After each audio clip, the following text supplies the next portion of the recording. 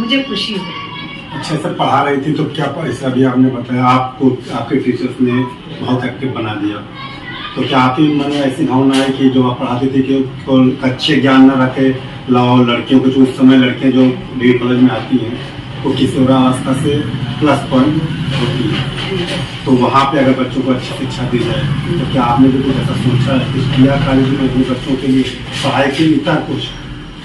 आप मेरे किसी भी स्टूडेंट से मिले, किसी भी आज तक मुझे लगता है 20-25 हजार से ज्यादा स्टूडेंट पढ़ा चुके हैं, किसी भी स्टूडेंट से मिले आपको जरूर ये जानकारी मिलेगी कि मैं पढ़ाने के साथ साथ उन्हें संस्कार देने का भी काम करती हूँ, एक मोटिवेटर के रूप में भी काम करती हूँ। मैं बच्चों को सही डायरेक्शन कैसे दिया जाए, उनके व्यक्तित्व का निर्माण कैसे किया जाए, और मैं जो अगली लाइन में बैठे हुए बच्चे होते हैं उन्हीं को नहीं देखती हूँ, पढ़ाती भी हूँ तो जो लास्ट बच्चा बैठा है वही मेरा टारगेट है। अच्छा, कि और बताइए जी, हालांकि क्वेश्चन आपसे भी है और सबसे जितने डिग्री कॉलेज इंटर कॉलेज में सबके लिए आपसे एक क्वेश्चन है, आप भी अपना विचार रखिएगा। आप अपना पूरा पीरियड पढ़ाती हैं कॉलेज में? बिल्कुल पढ़ाने की कोशिश करती हूँ, जो लगा पढ़ाती? बिल्कुल पढ़ाती हूँ।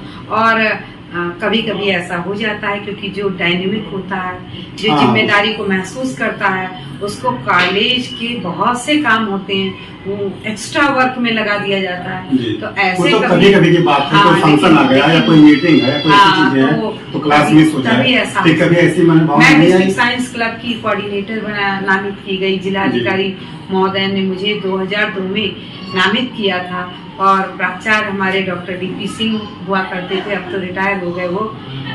डीएम साहब ने उनको बुला के कहा कि मैडम को मैं चाहता हूं कि आप थोड़ा सा समय दीजिए, शिक्षण के बाद उनकी क्लास खत्म होने के बाद आप छोड़ दिया कीजिए, जबकि मुझे इस काम के लिए साइंस के प्रचार और प्रसार के लिए CST द्वारा, council of science and technology द्वारा ड्यूटी लीव भी मिली।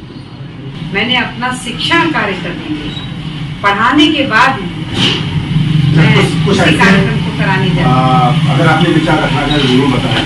कुछ उन अध्यापकों को, गवर्नमेंट टीचर्स को प्राइवेट में तो लगभग में करते हैं तो दूसरे नहीं मिले, एक डर है, लेकिन जो इंटर कॉलेज में है प्राइमरी शिक्षा से लेकर के डिग्री का स्तर का कुछ ऐसे ज्यादा नहीं है, 20% आई थिंक 20% ऐसे लोग हैं जो काम नहीं करना चाह रहे, काम नहीं करते। देखिए ऐसे लोग आपको हर जगह मिल जाएंगे। हाँ, तो उनके लिए क्या आपका क्या? और मैं तो यही कहूंगी कि अगर आपको शिक्षक बनना, चाहे वो डिग्री कॉलेज का हो, चाहे वो हाई स्कूल का हो, चाहे वो प्राइमरी का, यदि आपका पैशन है टीचिंग तो तब आप चाहिए। आप पैसा अर्जित करने के लिए, आप अपनी कमाई का साधन बनाने के लिए अगर आप शिक्षक बनना चाहते हैं तो आप कभी एक अच्छे शिक्षक नहीं बन। ये बहुत अच्छा आपने कहा मेरे भाई, ध्यान से सुनिए चीज को, क्योंकि यहाँ पैसे एक दूसरी स्तर की बात है, लेकिन पता नहीं आपके कक्षा में बैठा हुआ एक बच्चा आपकी कक्षा का एक संख्या है, लेकिन वही एक बच्चा किसी परिवार का पूरी एक जिंदगी है। हाँ, बिल्कुल सही कहा आपने। मैंने तो जीवन भर अपने बच्चों को, अपने स्टूडेंट्स को अपने जीवन में नंबर 1 पर रखा। उनकी कोई भी प्रॉब्लम, उनकी कोई भी समस्या, मैंने कभी नहीं देखा ये दिन है कि रात है, या मैं बाहर हूँ या घर में हूँ, मैं कहीं किसी मीटिंग में भी हूँ और किसी बच्चे ने मुझे अगर कॉल किया तो मैंने कभी उसे डांटा नहीं, उसकी समस्या को सुना। यही कारण है कि मैं अपने फोन को कभी स्विच ऑफ नहीं करती, रात में भी नहीं करती हूँ कि पता नहीं मेरा कौन सा शिष्य, मैं कहती हूँ कौन सा एग्जाम देने जा रहा है, कोई समस्या नहीं, केवल पढ़ाई ही नहीं, आपको, आप टीचर हैं तो उसकी माँ, उसका पिता बनना होगा। बहुत से बच्चे किसी समस्या में फंस गए हैं, कहीं उनके साथ कोई प्रॉब्लम हो गई है, बीमारी हो गई है, कहीं कोई किसी संकट में फंस गया, तो भी स्टूडेंट सबसे पहले मेरे पास और मैं उनकी सहायता के लिए पूरी कोशिश करती हूँ कि किसी तरह उनको सहायता पहुंचाऊं। ये बहुत अच्छी बात। तो देखिए, ध्यान रखिए, वास्तव में अपने पैसे के साथ आप खिलवाड़ न करें, किसी जिंदगी के साथ आप खिलवाड़ न करें, तो आप ऐसे आपका जीवन बढ़िया चल रहा था। और तो किसी अच्छा, कभी आपने ये आपका जो बढ़िया चल रहा था, अच्छे से आप पढ़ा रही थी कॉलेज में आपकी, उसमें जहाँ तक पता चला है कि रेपुटेशन भी आपकी बन गई थी, हर शिक्षक आपका सम्मान कर रहा था, आपकी तारीफ कर रहा था, तो कभी आपको ये डर नहीं? आप यहाँ पढ़ाना जब शुरू किया मैंने तो मात्र 1 साल गुजरे थे और स्टूडेंट्स ने एक बड़ा प्रोग्राम किया, बेस्ट टीचर अवार्ड भी दिया, इसलिए भी आपको धन्यवाद। और तो स्टूडेंट्स ने मैनेज किया था। बहुत अच्छा। तो कभी आपको ये नहीं डर लगा कि आप एक लड़की हैं और आपकी शादी होगी, शादी पता नहीं कहाँ हो, कैसे हो, कि पता नहीं हमारा हस्बैंड कैसे मिले, हमें ये पैसा करवाए कि ना करे? आपने भी कहा अपने वक्तव्य में कि ये मेरा पैशन था, आज भी है। तो कभी और जब तक अंतिम सांस तक पढ़ाती, तब तक पढ़ाती रहूंगी। तो कभी आपने नहीं सोचा कि हमारा पता नहीं किस प्रकार का हस्बैंड मिले, शादी कहाँ हो जाए, मेरा अच्छा खासा डिग्री कॉलेज है, हमने एक अच्छा प्लेटफॉर्म तैयार किया है, तो लड़कियों के लिए बहुत बड़ा माइनस पॉइंट होता है। मेरा विचार है कि बहुत अच्छा काम करना चाहती हैं लेकिन शादी होने के बाद उनका धीरे धीरे डिस्टर्ब होने लगता है। नहीं देखिए, तो जब शादी की बात आई जी, तो अपने दिमाग में ये तो माइंड मेकअप कर रखा था मैंने, और चूंकि घर के हमारे परिवार के सदस्य वो एक अच्छे मार्गदर्शक थे जिन्होंने मेरा मार्गदर्शन किया था, तो मेरी जॉब को सभी कंसीडर करते थे और सोचते थे कि नहीं, हमें ऐसा ही लड़का चुनना है जहाँ इसकी जॉब सुरक्षित रहे। तो आपको यहाँ नहीं करेंगे तो जहाँ जाएंगे वहाँ करेंगे ना। हमारे दर्शकों बच्चों ये भी बताइए कि डॉक्टर साहब का ये तो सुना बाहर के रहने थे, अलीगढ़ यूनिवर्सिटी से आप पढ़े लिखे हैं। देखिए, यहाँ जूलॉजी बॉटनी डिपार्टमेंट खुला था जी, मैं बॉटनी डिपार्टमेंट में आई थी जी, और doctor Arvind Kumar Sharma ji zoology department में। अरे तो बहुत अच्छा है, तो बड़ा अच्छा इंटरेस्टेड हमारा क्वेश्चन भी निकल आया। तो क्या इसको ये लव मैरिज तो नहीं हुई?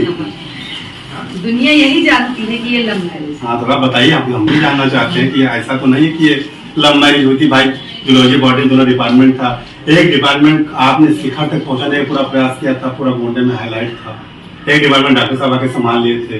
तो क्या ऐसा तो नहीं कि शादी पूरा कॉलेज मिलकर करवा दिया?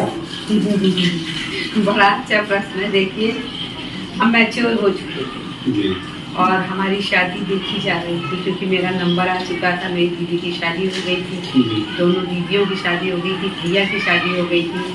अब मुझसे नीचे मैं 6 भाई बहन, बड़ा भाई वन क्षेत्राधिकारी और छोटा भाई मेरा इलाहाबाद हाई कोर्ट में, और बीच में हम 4 बहने। तो मेरा नंबर आ गया था शादी का, तो शादी देखी भी जा रही थी। और मुझे कहने में संकोच नहीं होगा यहाँ पर कि मैं अपने घर में मेरा सबसे दबा रंग है। और ये भी समझा जाए कि जब उस घर में सबसे दबा रंग आपका इस प्रकार मेरी सब बहनें बहुत सुंदर, इससे मतलब अच्छा रंग क्या होगा आप इमेजिन कर सकते हैं। मेरी सब बहनें बहुत सुंदर, मेरा रंग सबसे दबा हुआ है। एक हीन भावना तो अंदर से जरूर थी कि मतलब मैं कलर में बहुत पीछे हूँ या मैं सुंदर नहीं हूँ।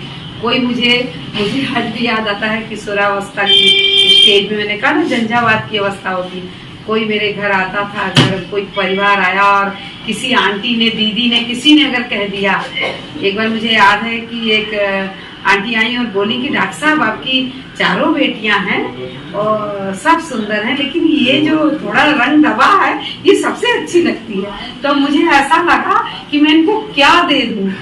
मम्मी ने कहा कि तुम चाय बनाओ, तो सोचिए जरा प्रसन्नता में मैंने उसमें 20 चम्मच चीनी डाला कि मतलब आंटी ने मुझे सुंदर कहा। तो मैं मतलब अपने घर में सबसे दबे रंग की थी और पापा को चिंता होती थी ये कि मतलब शादी के लिए जाएंगे तो हमारे ब्राह्मण में सबसे पहले बच्ची का गोरा रंग ही देखते हैं कि गोरी है कि नहीं।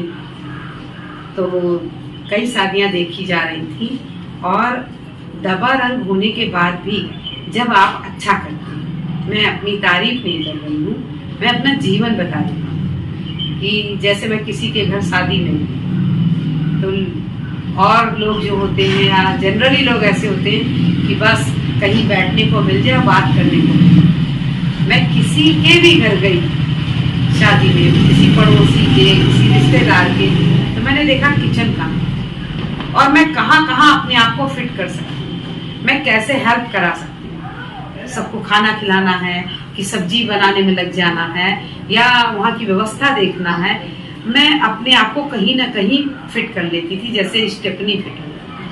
तो मुझे सब लोग यही कहते थे कि तुम स्टेपनी हो, जहाँ चाहो वहीं तुमको लगा दिया। तो जब आप अच्छा काम करते हैं, बच्चियों से मैं कहना चाहूंगी कि 1-2 दिन में आपका मूल्यांकन नहीं होता है, पूरे व्यक्तित्व का मूल्यांकन होता है। और जब शादी के लिए आपके पिता कहीं जाते हैं तो कोई ना कोई आपके बारे में जरूर बताता है कि वो लड़की कैसी है। मेरे जो काम करने का डर रहा था, और दूसरी बात मुझे शर्म नहीं लगती थी। जैसे बाहर अभी किसी लड़की को कह दीजिए कि 40 किलो 50 किलो या 10 किलो 20 किलो कोई अनाज है और उसको हाथ में पकड़ करके लेके जाना है, तो वो 10 किलो सामान भी लेके, ऐसी हैं जो चल सकती है, लेकिन कुछ ऐसी होंगी जो शर्म महसूस करेंगी। मैं कर लेंगी। मेरे घर में एक बार एक अंकल पापा के मित्र थे और वो थाना इंचार्ज, उनको कुछ प्रॉब्लम हुई गले में, पापा को दिखाने आई थी। तो मैं घर के बाहर गोबर से लीप रही, तो उन्होंने नहीं जाना कि मैं उनकी बेटी हूँ। उस समय मैं MSc कर रही थी, तो मैं लीप रही थी।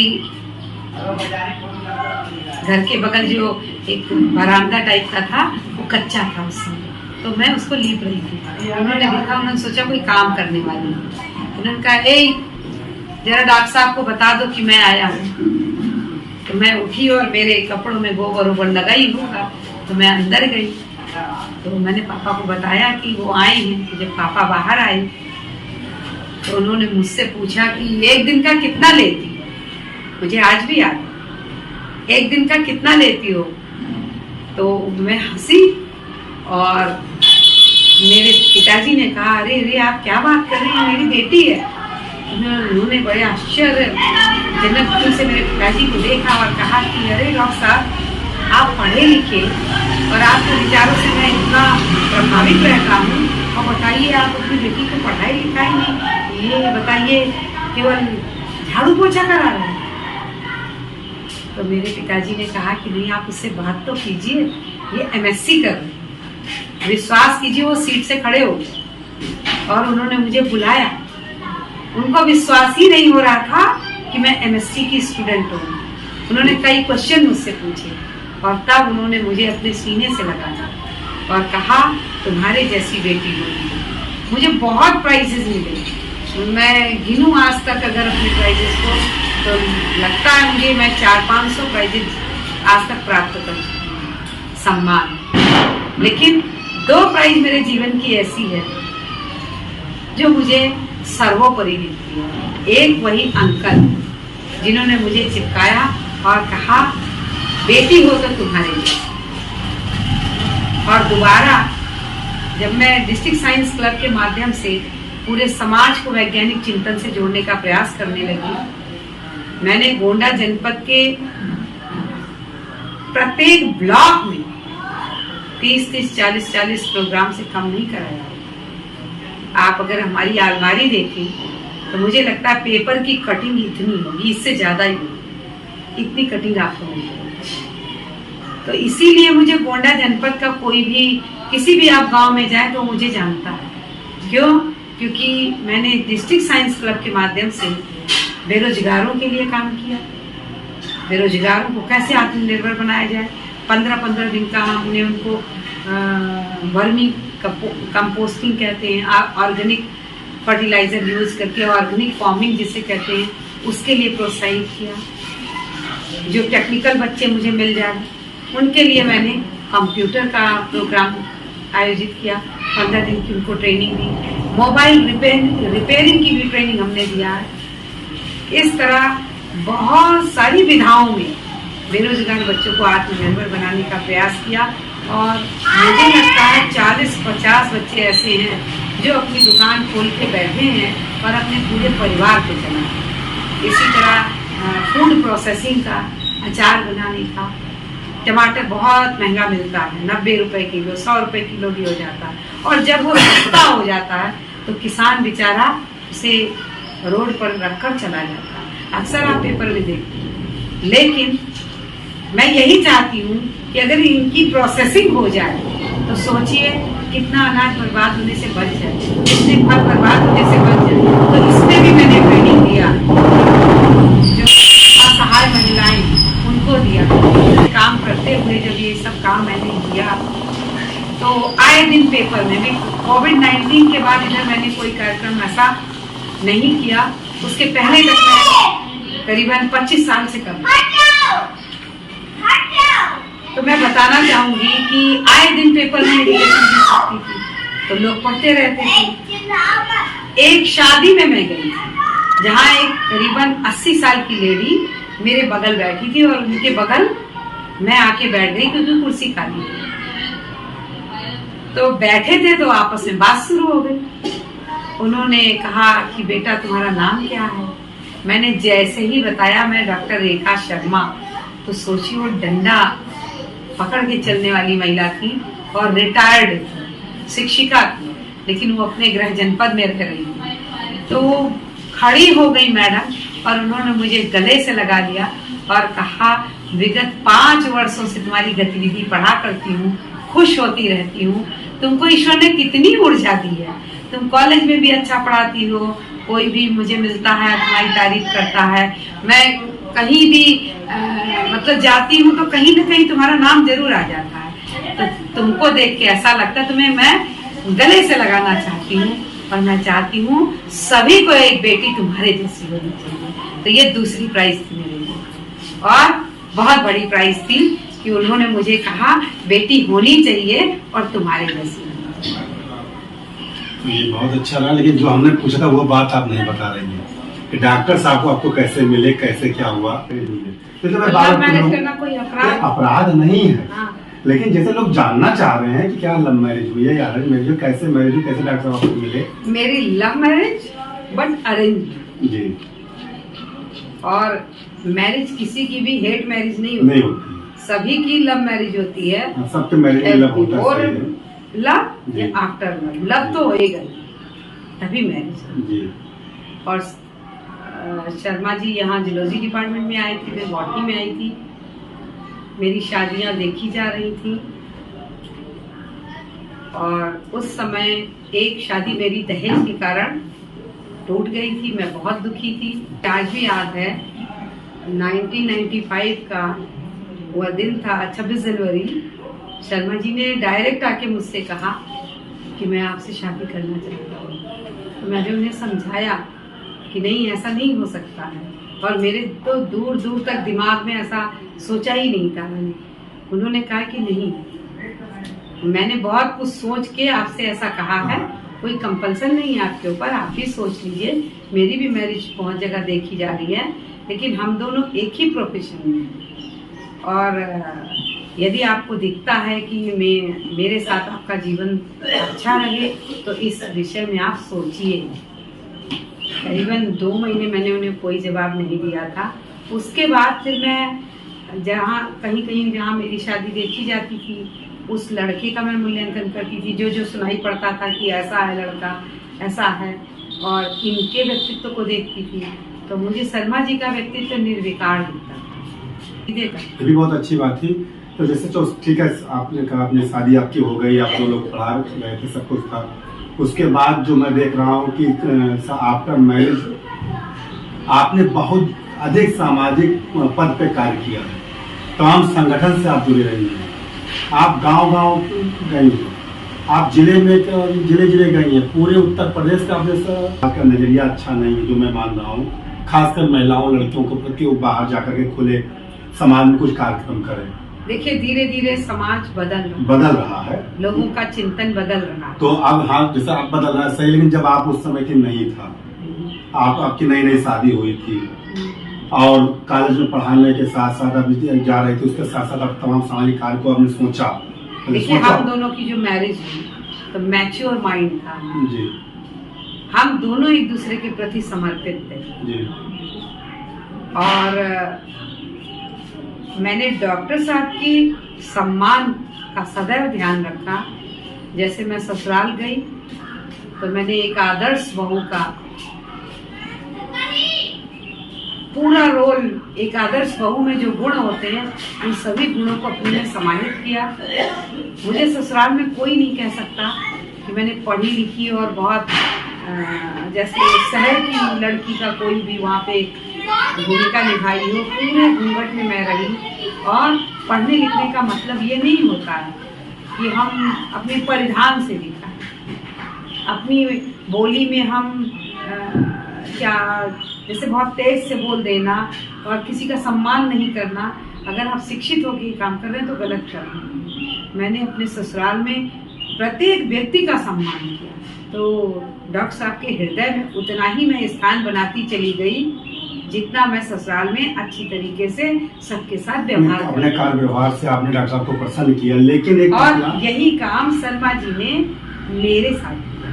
कभी भी उन्होंने मुझे हार्ट करने का प्रयास नहीं किया। लेकिन जो आज के समाज है, आज समाज है कि आप बाहर निकले और ओपन सोसाइटी में आप बाहर के काम करना शुरू किए। यही मैं कहना चाहती हूँ कि आफ्टर मैरिज मेरी पर्सनालिटी का जो इम्प्रूवमेंट हुआ ना वो एक साथ ऐसे हुआ, एक साथ बड़ी तेजी से बढ़ा।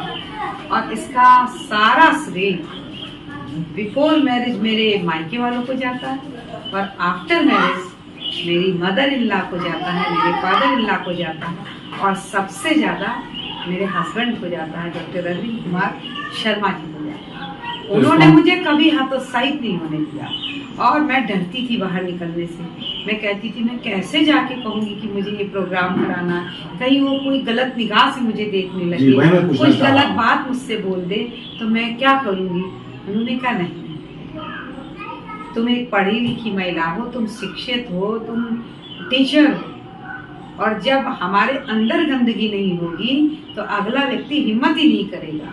और अगर कह भी देगा, कुछ कह भी देगा लूज टॉक, तो जब तुम उस क्षेत्र में आगे नहीं बढ़ोगी तो बैक हो जाएगा और एक दिन वो पछताएगा। तो ऐसा नहीं है। मैं बाहर निकली, हमारे साथ के लोगों ने भी पता नहीं कितने कमेंट मेरे ऊपर किए होंगे। मैं आती थी, मैं घर आती थी, मैं रोती थी, मैं कहती थी अब कल से मैं सोशल वर्क का काम नहीं करूँगी, मैं कुछ भी नहीं करूँगी।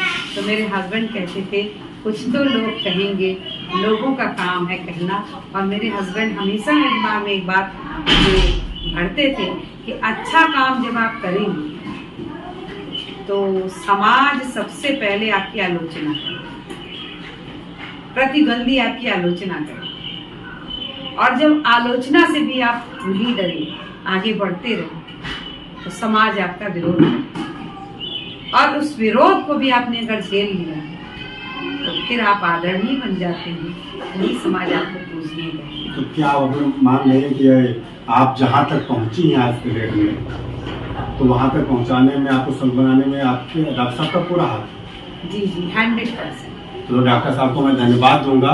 और साथ ही डॉक्टर साहब ने एक ये भी जो एक लाइन सेंटेंस बोला है तो आपने सुना होगा कि किसी पुरुष को बढ़ाने के लिए, सफल बनाने के लिए किसी महिला का, यहाँ तो उस कोटेशन को ही डॉक्टर ने चेंज कर दिया कि किसी महिला को सफल बनाने के लिए उसके पीछे उसका पुरुष का हाथ। देखिए डॉक्टर साहब ने मेरे कारण बहुत किया। शायद ही कुछ हस्बैंड होंगे ऐसे जो अपनी पत्नी के लिए इतनी पीड़ा सह लेते हैं, क्योंकि मैं यहाँ जॉब कर रही थी और डॉक्टर साहब को अपनी जॉब बदलनी पड़ी क्योंकि हमारे घर वाले ये चाहते थे कि शादी हम करेंगे तो परमानेंट जॉब होना चाहिए।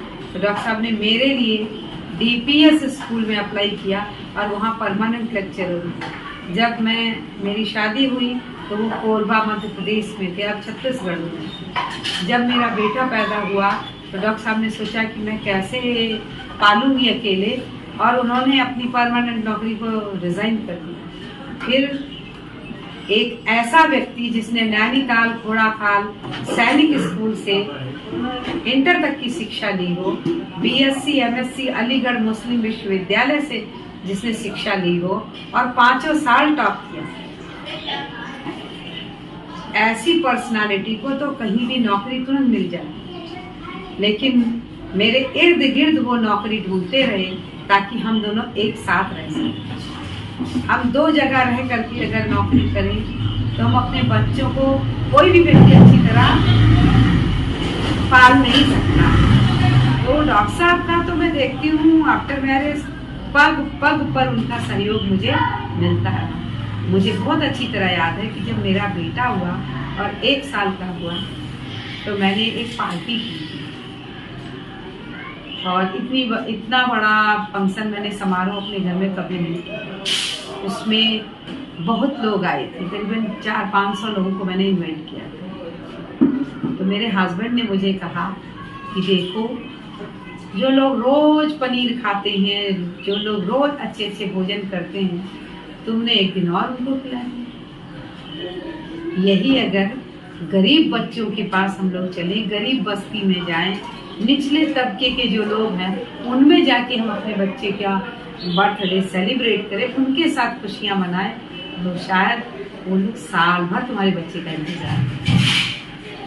तो उस दिन मेरा जो कंसेप्ट था वो बिल्कुल चेंज हो गया और विश्वास दिलाती हूँ आशीष जी, उसके बाद से अभी तक मैंने कोई फंक्शन किया भी नहीं है। अब मैं बेटे और बेटी की शादी में ही जो भी फंक्शन करूँगी, लेकिन शर्मा जी ने मुझे पग पग पर संभाला।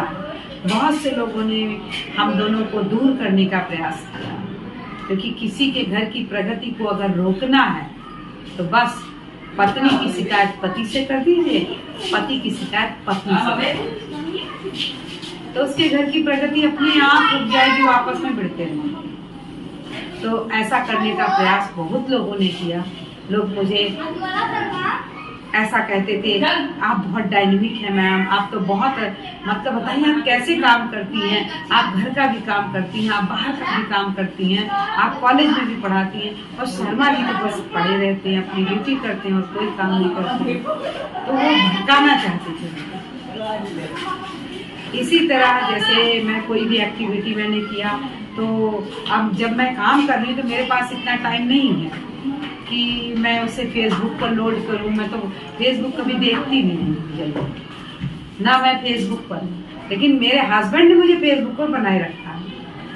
मेरी कोई भी अच्छी एक्टिविटी तो आप भी देखते होंगे, शर्मा जी कुछ भी अगर डालते हैं तो उसमें ज़्यादातर मेरी ही एक्टिविटी को वो डालते रहते हैं। तो यह भी तो एक प्रोत्साहन है। लोगों ने यहाँ तक कहा मुझे कि शर्मा जी के पास अब कोई काम तो है नहीं, आप भाई बिजी हैं, आपके पास तो बहुत काम है। शर्मा जी के पास कोई काम नहीं, उनके पास सिर्फ एक ही काम है कि वो आपको बस फेसबुक पर लोड करते हैं और उनके जीवन में कुछ नहीं करते। इस तरह के कमेंट को भी मुझसे कहा गया, मेरे हस्बैंड पर कमेंट किया गया, लेकिन उन्होंने बंद नहीं। उन्होंने कहा कि उनको पीड़ा हो रही है कि हम दोनों एक दूसरे में कैसे सामंजस्य बैठाए, क्योंकि बहुत से लोगों में 90% पति पत्नी ऐसे हैं जो एक छत के नीचे रहते हैं, लेकिन उनके बीच सामंजस्य नहीं है। तो मैं प्रत्येक पति पत्नी से यही कहना चाहूंगी, आपस में सामंजस्य रखें और एक दूसरे के लिए कितना ज्यादा कर दें। जब देने की भावना होगी तो निश्चित हमारा जीवन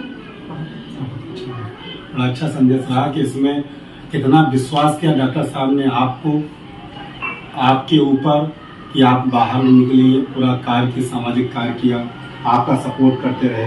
तो एक बहुत अच्छा संदेश रहा कि पति पत्नी के बीच में विश्वास के साथ साथ सहयोग की भी भावना होनी चाहिए, तभी आप सफल हो पाएंगे।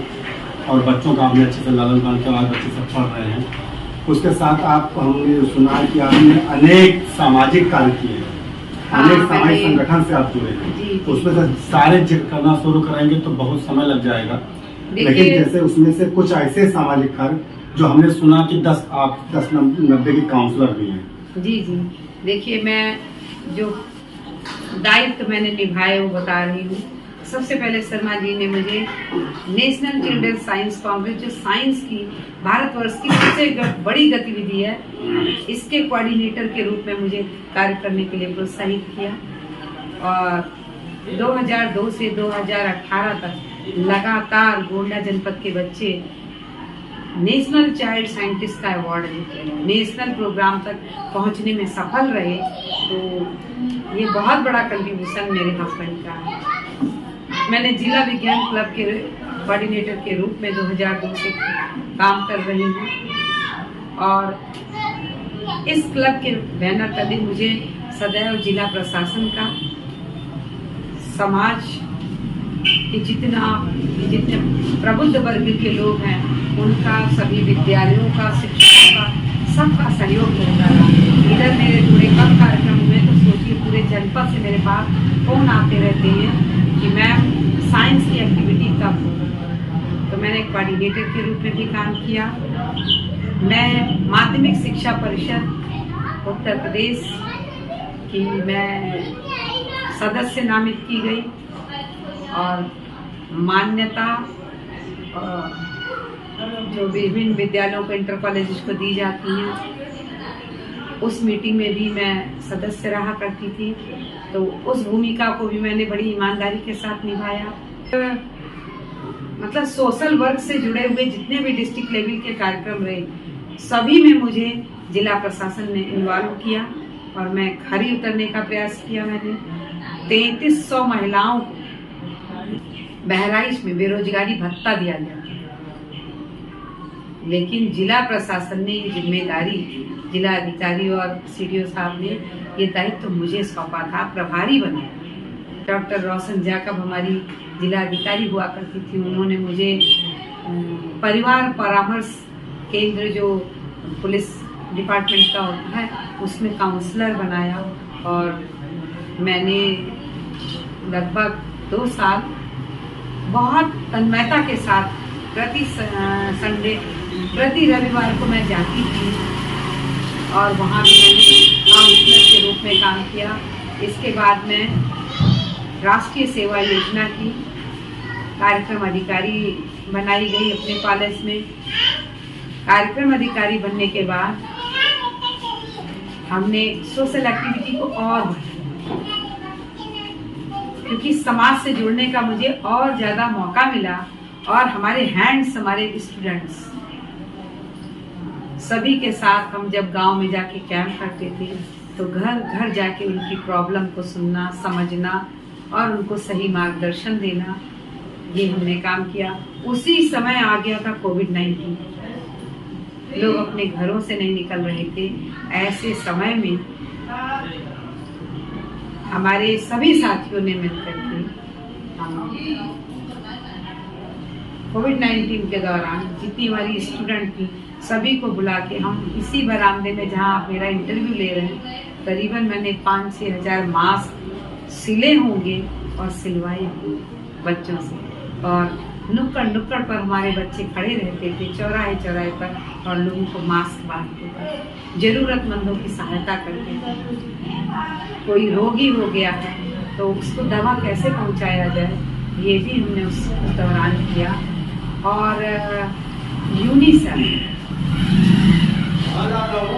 और राष्ट्रीय सेवा योजना के संयुक्त तत्वाधान में मुझे मुस्कुराएगा इंडिया के तहत मानसिक अवसाद में जो लोग चले गए थे उनको बचाने के लिए जो काउंसलर बनाए गए, तो गोंडा जनपद से मैं भी बनाई गई थी काउंसलर। बहुत से लोग मेरे पास आते थे।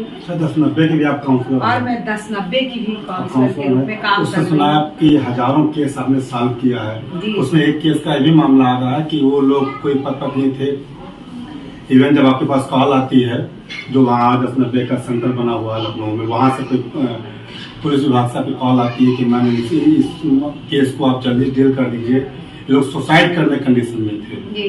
तो आपने उनको कैसे तो ऐसे लोगों को मैं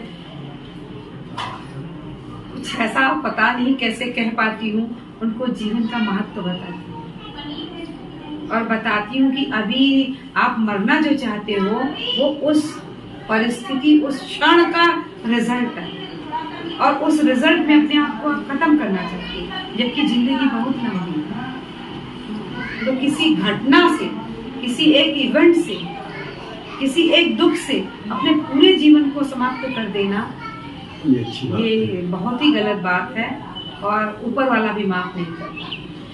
तो मैंने बहुत सी काउंसलिंग की, बहुत से लोगों को मैंने अवसाद में जाने से बचाया और आज तक मुझे लगता है कि अगर मैंने, मान लेते हैं कि मैंने 100 काउंसलिंग किया, तो 100 में से 95 सक्सेसफुल ये सक्सेस तो जुड़ जाते हैं। इसके और बाद जब वो जुड़ जाते हैं तो मुझे इतनी प्रसन्नता होती, कभी कभी तो जिन लोगों को मैंने जोड़ा वो मेरा घर पूछने लगते हैं कि कहाँ आप रहते हैं।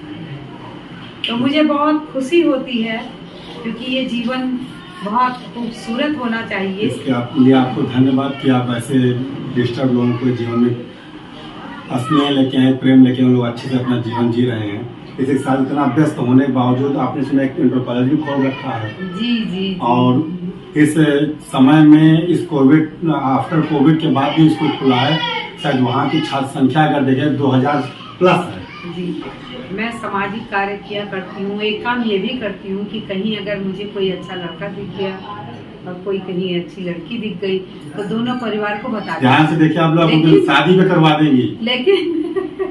लेकिन कभी किसी को धोखा नहीं देती, गलत नहीं बताती। तो ऐसा भी करती थी। तो ऐसे ही एक मुस्लिम बच्ची थी, उसकी मैंने शादी कराई थी।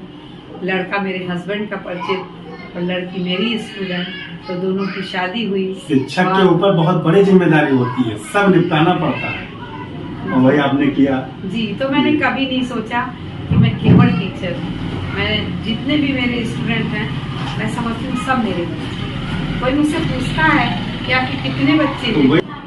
मेरे हस्बैंड और असलम जी दोनों बैठे थे, तो आपस में बात हो रही थी कि एक स्कूल खोला जाए जिसमें अच्छी शिक्षा दी जाए, क्योंकि असलम जी एक बहुत ही नेक इंसान है, या जितना भी मैं उनके लिए कहूँ शायद सूर्य को दीपक दिखाने जैसा मुझे लगेगा।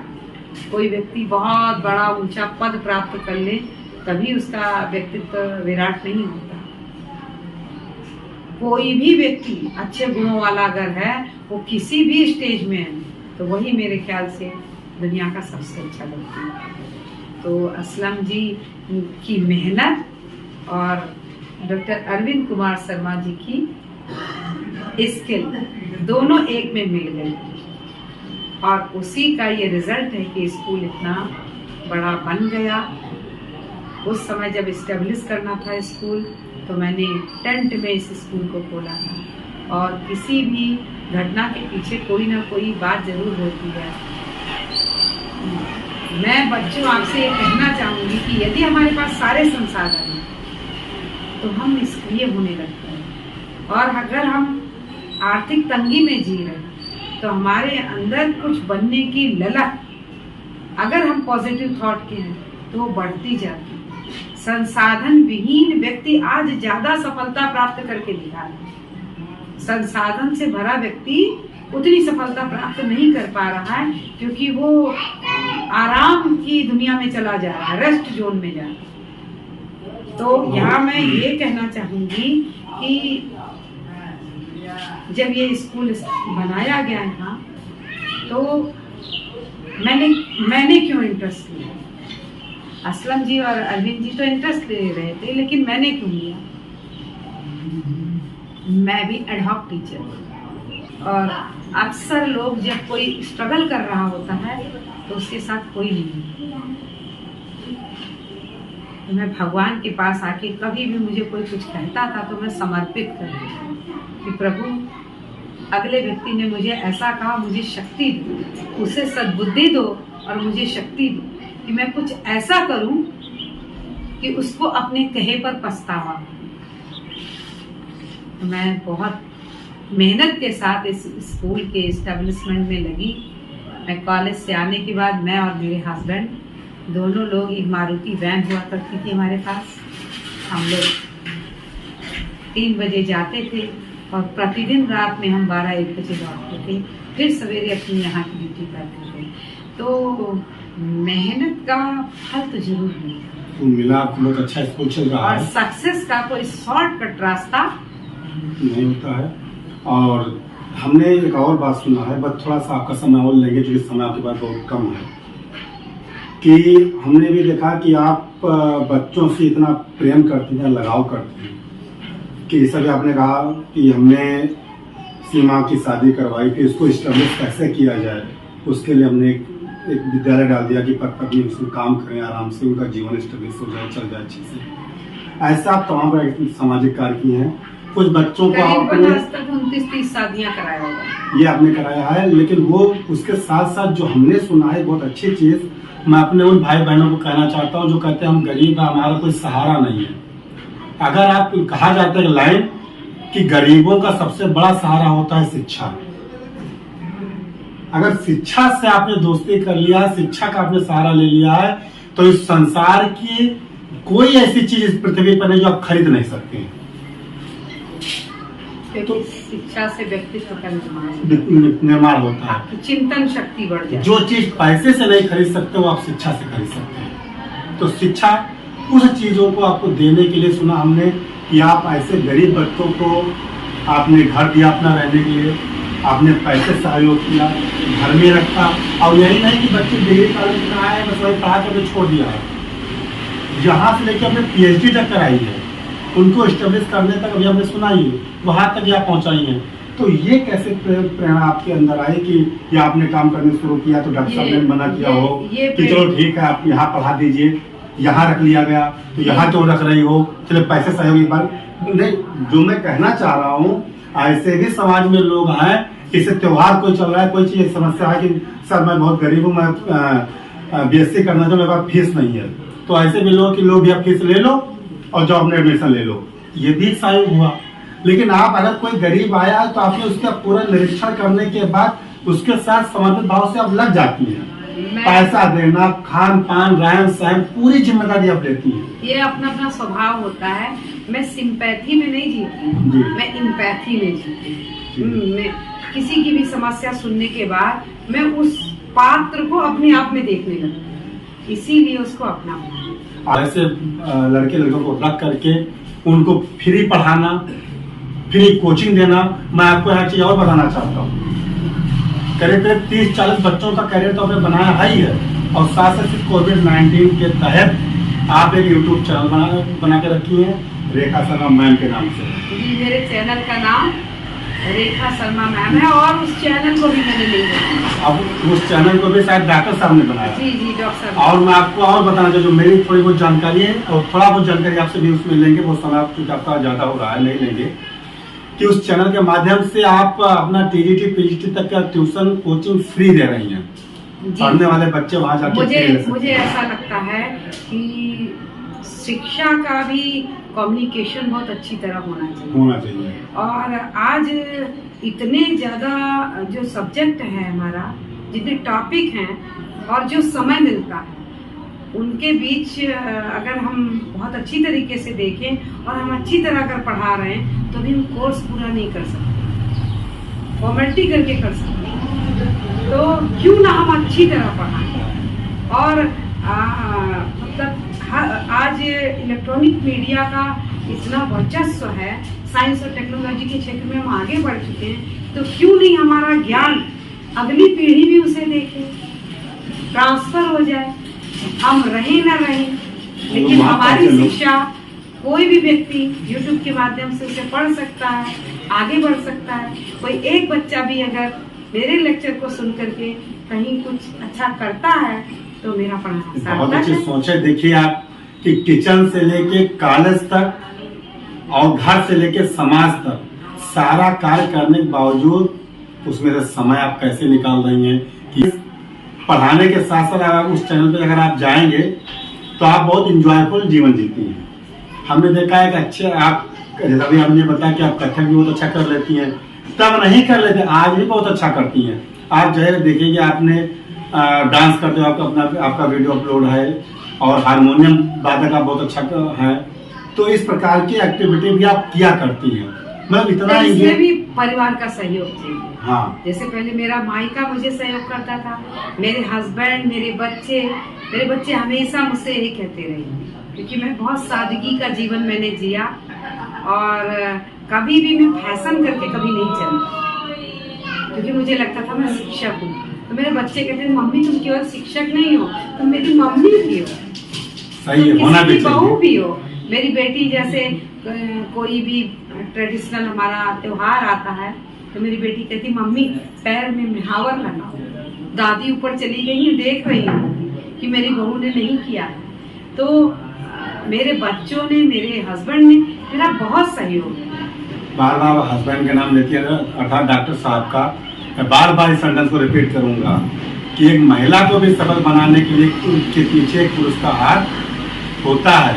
आप मैं गोंडा में आने के बाद जो कुछ भी मेरे व्यक्तित्व का विकास हुआ, या यदि आप मेरी काम को इम्पोर्टेंस दे रहे हैं तभी तो आप मेरे पास आए हैं, तो ये सारा श्रेय शर्मा। डॉक्टर साहब को भी आप हमारे तरफ से, आप लोगों की तरफ से। मैं आपको बताऊं कि मैं डांसर थी, डांस करती थी स्टूडेंट लाइफ में, लेकिन बीच के 25 साल मैंने डांस नहीं किया है। मेरा पैर घुटने में, मुझे दिखाऊंगा आपको इसी चैनल के माध्यम से आपका डांस भी दिखाऊंगा। मुझे आर्थराइटिस हो गई और बहुत कष्ट हो गया था, तो फिर मैं एक्सरसाइज करने लगी, योग करने लगी और उसके बाद मेरा पैर ठीक हो गया था। अभी फिर कुछ दिन पहले मुझे चोट लग गई तो थोड़ी प्रॉब्लम बढ़ गई इधर, लेकिन मैं जब योग करने लगी तो मैं बिल्कुल फिट हो गई। फिर पिछले बर्थडे में, इस बार नहीं, इससे पहला जो पिछला साल था, मैंने उस दिन बच्चों के कहने पर 4-5 डांस कर दिया। मेरे बेटे ने पापा को दिखा, कहा कि पापा देखो मम्मी तो ये बिल्कुल परफेक्ट डांसर। हाँ, वास्तव में बहुत अच्छा डांस है आपका, आपको दिखाएंगे इसी कार्यक्रम के तहत दिखाएंगे। मेरे हस्बैंड ने कहा, अरे तुम तो प्रेरणा का स्रोत हो उन महिलाओं के लिए जो 50 साल की उम्र पार कर चुकी हैं। मैं 54-55 साल की हूँ। तो मेरे हस्बैंड ने कहा कि 50 साल के बाद लोग सोचते हैं कि अब मेरे पैर कब्र में लटके हुए हैं, और महिलाएं तो अपने आप को समझ लेती हैं कि वृद्ध हो गए, अब मेरा कोई जीवन में स्थान नहीं है, दुनिया में अब मेरा कोई इम्पोर्टेंस नहीं है। उनको मैं एक पाठ पढ़ाना चाहता हूँ कि योग करिए, स्वस्थ रहिए, खुश रहिए। कहीं भी जाते हैं शर्मा जी तो देखिए वहाँ डांस करने लगेंगे मेरे साथ। वही प्रेरणा देगी। ये जो हम लोग समाज देखेगा, धीरे धीरे बदलेगा। जो मैं कहती हूँ, कुछ लोग देख के बुरा कहते होंगे कि बताओ मैडम है, बताओ डांस कर रही है। हाँ, ये बात आपने सही कहा है कि हमारे जो शिक्षक हम देख रहे हैं इस कार्यक्रम को, वो भी अपने आप को अपने माहौल के अंदर, समाज के अनुसार बदल लें। अभी तक शिक्षक मानते हैं कि आप शिक्षक हैं, तो शिक्षक का मतलब ये नहीं है कि आप अपने जीवन को न जिए। शिक्षक का मतलब, हाँ, शिक्षक का मतलब ये नहीं कि आप चाय न पीजिए, लेकिन बाहर खड़े होकर रोड पे चाय न पी करके आप घर में बैठे चाय पी सकते हैं। आपके अंदर एक डर था कि हम इस प्रकार डांस कर रहे हैं, अगर चैनल पर अपलोड कर देंगे तो लोग क्या सोचेंगे? तो मुझे पता भी नहीं था, इन्होंने अपलोड कर दिया। और जो फर्स्ट कमेंट है उसको आप पढ़ के देखिएगा, इनका ही लिखा हुआ है। इन्होंने लिखा कि मैं इसलिए इसे अपलोड कर रहा हूँ। मैं बहुत नाराज भी हुई कि लोग क्या कहेंगे, आपने तो मेरी छवि बिल्कुल एक टीचर से, एक डांसर की सोच की बात है, लेकिन अच्छी बात है, कम से कम एक शिक्षक भी की भी एक लाइफ है भाई, उसको भी जीने का अधिकार है। जी जी, उसको भी तमाम प्रकार से अंदर क्वालिटी है, वो शिक्षक बन गया है, गवर्नमेंट सेक्टर में चला गया। डांस, मैं कहती हूँ डांस कोई गलत काम थोड़ी है, ये भी है कला। अरे डांस है, खेल कूद है, कबड्डी है, आप क्रिकेट खेलना चाहते हैं, नृत्य एक साधना है। ऐसा नहीं कि आप जिस डिपार्टमेंट से जुड़े हैं वही कार्य कीजिए, उसके इतर भी आप, आपकी जीवन है, अच्छा काम कीजिए। ये आपका जीवन है, एक बार मिला है, जितना आप कर सकते हो जी लीजिए अच्छे से। मेरे हस्बैंड मुझसे हमेशा कहते हैं, एक कोई पिक्चर था उसमें था, जी ले अपना जीवन सिमरन के लिए, ऐसे कुछ था, तो सिमरन जी ले अपना जीवन। तो अच्छा, आपने पिक्चर की बात की, क्या पिक्चर जो आप देखती हैं? हाँ, नहीं, मैं तो थोड़ा कम देखती हूँ, लेकिन मेरे हस्बैंड को बहुत शौक है।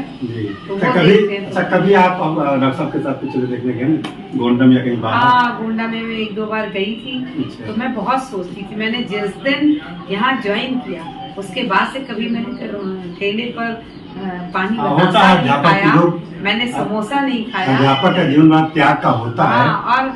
और इवन मैं इतनी सिंपलिसिटी के साथ रहती थी कि मात्र मुझसे 2 साल छोटी मेरी बहन, वो MSc करने MLK PG कॉलेज गई थी, और जब मैं उसे हॉस्टल में ले गई तो वार्डन ने कहा कि क्या आपकी ये बड़ी बहन है? तो मैं बहुत सादगी से जीती, लेकिन डॉक्टर साहब ने मुझे हमेशा कलरफुल बनाने का प्रयास। आपको बार बार धन्यवाद आप भी दीजिए कि आपको हर प्रकार का मैं तो किसी भी बच्ची को आशीर्वाद देती हूँ, डॉक्टर साहब जैसा हस्बैंड मिले। हाँ, यही कहती हूँ कि तुम्हारा जीवन धन्य हो जाएगा यदि डॉक्टर साहब जैसा हस्बैंड मिले। ये बहुत अच्छी बात है।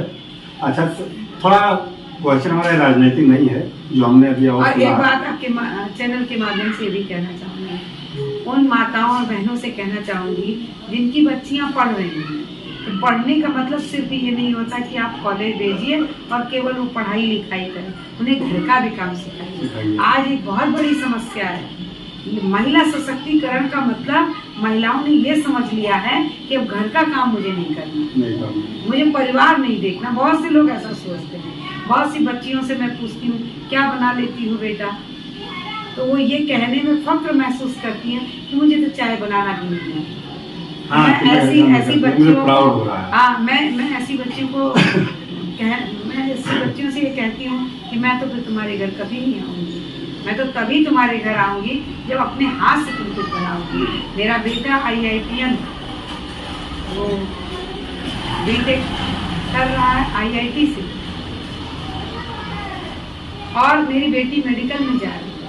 लेकिन मेरे दोनों बच्चे, जितने ट्रेडिशनल हमारे त्योहार होते हैं उसमें जो जो किया जाता है अपने घर परिवार के लिए, सारी विधाओं से गुजर हम भी आए थे, देख रहे थे, तो मेहंदी आपको लगा रहे थे, आपकी लड़की आई रंगोली बनाना, मेहंदी तो बनाना, खैर वो भी इस सब चीजों में इंटरेस्टेड रहते नहीं हैं बेटी ही नहीं बेटा भी। और बेटी तो मेरे सभी प्रकार के पकवान, मेरे यहाँ बाजार से मिठाई नहीं आती, मेरे बच्चे मेरे साथ काम कराते। हम लोग आज दीपावली का दिन है और अभी मैं आपको घर की बनाई हुई मिठाई खिलाऊंगी। अभी 28 अगस्त को मेरे हस्बैंड का बर्थडे होता है, उसने अपने पापा को सरप्राइज कर दिया। 45 आइटम मेरी बेटी ने बनाया, 1-2 नहीं 45। तो अपने बच्चों को पाठ शास्त्र में भी निपुण, क्योंकि जब बच्ची कहीं भी जाएगी और पाठ शास्त्र में निपुण होगी तो सोचिए उसके व्यक्तित्व में 4 चांद हैं। सशक्तिकरण का मतलब विचार का सशक्तिकरण होना चाहिए। अच्छा, तो ये मैं फिर रिपीट करता हूँ अपने प्रश्न को कि APJ अब्दुल कलाम आपकी मुलाकात हुई? जी, मैं मिली हूँ। पूरे जो हमारे बच्चे हैं वो उनके सबसे बड़े प्रेरणा स्रोत हैं, तो उनसे जब आप मिले तो थोड़ा हल्के में आप बताइए कि आपको कैसा महसूस हुआ? जी, अब्दुल कलाम जी से विज्ञान के प्रोग्राम में, नेशनल प्रोग्राम में वो मुख्य अतिथि थे और 3 बार मेरी मुलाकात। मैंने उनके जैसा इंसान देखा ही नहीं। Simple living and high thinking, बच्चों को बहुत प्यार करते हैं। सदैव उन्होंने राष्ट्रपति बनने के बाद भी अपने अंदर के टीचर को उन्होंने मरने नहीं दिया। और आपको पता होगा कि उनकी डेथ भी लेक्चर देते हुए। तो टीचर सदैव टीचर, राष्ट्रपति बन के भी वो टीचर बने रहे। और उनका कहना था, जहाँ तक मुझे याद है कि मैं सिक्किम गई थी, वहाँ भी वो राष्ट्रपति के रूप में आए थे, मुख्य अतिथि के रूप में, और उन्होंने बच्चों से कहा था, उनको उत्साहित करते हुए कहा था, ignited mind is the most powerful resource on the earth, above the earth and under the earth. और शिक्षकों से ये कहा था कि सिर्फ इन्हें तराशने की आवश्यकता है, इनका मार्गदर्शन करने की आवश्यकता है। ये आसमान में भी छेद कर सकते हैं, लेकिन छेद करने वाला, बनाने वाला गुरु है। शिक्षकों का बहुत बड़ा दायित्व है अपने स्टूडेंट्स के को निखारने। ये बहुत अच्छा रहा। और साथ ही आप इस समय तो पूरे विश्व में मशहूर हैं, हमारे प्रधानमंत्री जी मोदी साहब, उनसे भी आपकी मुलाकात हो रही है। जी। तो हम लोग तो अभी नहीं पहुंच पाए, प्रयास करेंगे कि एक बार देश टू देश ऐसे दिव्य व्यक्तित्व का दर्शन करें। तो आपने जब आपसे वो मिले तो आपको कैसा महसूस हुआ? मैं, हमारे गोंडा जनपद का बच्चा, इंडियन साइंस कांग्रेस के लिए 2 बच्चे सेलेक्ट होते हैं पूरे उत्तर प्रदेश से, तो उसमें हमारे जनपद का ही बच्चा सेलेक्ट हुआ था। इसलिए उस कार्यक्रम में मुझे उस बच्चे के साथ जाने का मौका मिला। तो हमने अपने पूरे उत्तर प्रदेश के बच्चों के मार्गदर्शक के रूप में मुझे नामित किया गया था। मैं गई थी और साइंस सिटी में प्रोग्राम, साइंस सिटी बहुत बड़ी है अहमदाबाद की। बच्चों कभी मौका मिले तो एक बार साइंस सिटी जरूर घूमना, पता लगेगा कि हम साइंस और टेक्नोलॉजी के क्षेत्र में कितने आगे बढ़ चुके हैं। आपको अंतरिक्ष में जो लोग ऊपर जाते हैं वहाँ उनको कैसा फील होता है, ऐसे ऐसे खिलौने हैं वहाँ कि उसमें बैठ के आपको ऐसा महसूस कराया जाएगा कि आप धरती छोड़ के ऊपर पहुँच चुके हैं। तो 3 दिन वहाँ प्रोग्राम हुआ था और हमारे जो आज प्रधानमंत्री हैं मोदी जी, मुख्यमंत्री के रूप में वहाँ आए थे। उन्होंने शिक्षकों को का भी बहुत अच्छा मार्गदर्शन किया था और बच्चों का भी मार्गदर्शन बहुत अच्छी तरीके से किया था। सभी बच्चों को आगे बढ़ने के लिए मुझे आज भी याद है कि जब उन्होंने बोलना शुरू किया तो उन्होंने यही कहा था कि गुजरात के मुख्यमंत्री के रूप में अपना नाम लेते हुए उन्होंने कहा कि मैं सब भारत की होनहार जो सामने मेरी बैठी हुई है युवा पीढ़ी, इसको मैं प्रणाम करता हूँ। आप ही वो शक्ति हैं जो भारतवर्ष को विकसित राष्ट्र की श्रेणी में खड़ा करेंगे। बहुत सम्मान दिया था और प्रत्येक स्टेट के बच्चों के साथ वो साइंस सिटी में घूमे थे। मेरी बेटी बहुत छोटी थी, 5-6 साल की, तो मोदी जी से उसने प्रश्न कर दिया था कि अंकल आपने तो गुजरात को बहुत डेवलप कर दिया। तो उन्होंने कहा डेवलपमेंट का मतलब क्या होता है बेटा? तो मेरी बेटी ने जवाब दिया था यहाँ कहीं खचका नहीं लगता है, मतलब रोड पर चलिए तो गाड़ी कूदती नहीं है और यहाँ तो लाइट जाती ही नहीं है। तो देखिए एक छोटे से बच्चे ने मूल्यांकन किया था। आज हमारे उत्तर प्रदेश की भी सारी सड़कें और बिजली व्यवस्था कुछ भी हम देखें तो सब सुधार की ओर। तो मोदी जी वास्तव में मानव नहीं महामानव, मतलब। तो ये हम आपको पुनः अपने चैनल के माध्यम से कि सफर शून्य से शिखर तक में जो मेरा पहला कार्यक्रम आ रहा है आपका, और बहुत कुछ ही दिनों में आपके समक्ष यूट्यूब चैनल पे चलेगा कि संघर्ष की कहानी डॉक्टर रेखा शर्मा की जुबानी। अभी तक आप सुन रहे थे। आप एक ग्रामीण अंचल से निकल करके इस गोंडा का नाम को गुड़गांव तक पहुंचाने का प्रयास किया है, अपने जिले का नाम, प्रदेश का नाम देश तक ले गई हैं और नाना प्रकार के कार्य आपने किया है जिसके माध्यम से समाज को एक दिशा देने का प्रयास किया है। और इस पूरे कार्यक्रम को आप ध्यानपूर्वक सुनिएगा, समझिएगा, चिंतन कीजिएगा, चिंता नहीं कीजिएगा बल्कि चिंतन कीजिएगा और चिंतन करके अपने जीवन में आप ढालिएगा। जो आपके लायक होगा वो अपने जीवन में, जो समाज के लायक हो समाज को आप भी इस वीडियो को दिखाने का प्रयास कीजिएगा। बहुत बहुत धन्यवाद, बहुत बहुत धन्यवाद। हम मानता करेंगे कि आपने बहुत इस बिजी लाइफ में भी आपने मुझे समय दिया। बहुत बहुत धन्यवाद।